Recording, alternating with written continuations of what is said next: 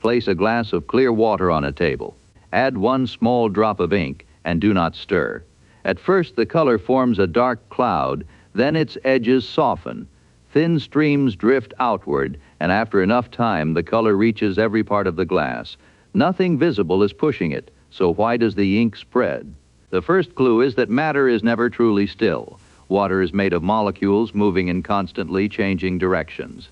The dye in ink is also made of tiny particles or molecules. As water molecules collide with the dye from all sides, each dye particle follows an irregular zigzag path.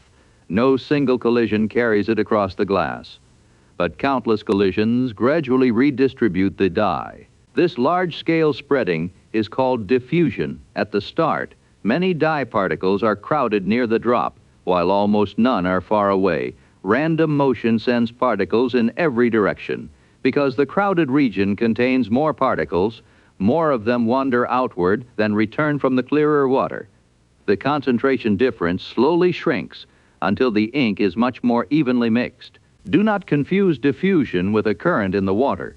Warm or cold regions can create convection, and the falling drop can stir the liquid briefly.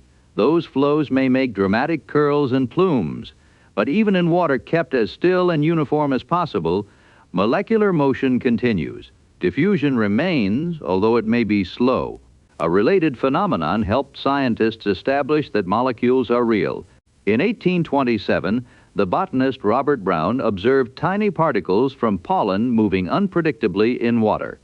The particles were much larger than water molecules, but they were struck unevenly by molecules arriving from different directions.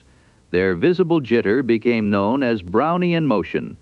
In 1905, Albert Einstein described that motion mathematically, and later experiments provided strong quantitative evidence for atoms and molecules. That history matters because the idea of molecules was once controversial. Amadeo Avogadro had proposed a molecular picture in the early 19th century, but direct evidence was limited. Brownian motion connected an invisible molecular world to motion that could be measured under a microscope.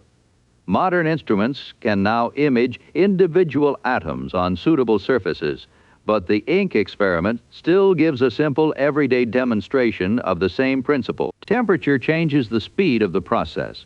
In warmer water, molecular motion is generally more vigorous, so diffusion is faster. You can test this with 2 identical glasses, one containing cold water and the other warm water. Add equal drops at the same time, avoid stirring, and compare how quickly the color spreads. The result will not be perfectly clean because convection can also occur, but the warmer glass will usually mix faster. So the ink does not spread because water has a mysterious power to pull color outward. It spreads because enormous numbers of molecules are always moving and colliding. Random motion acting over time turns one dark drop into an even solution.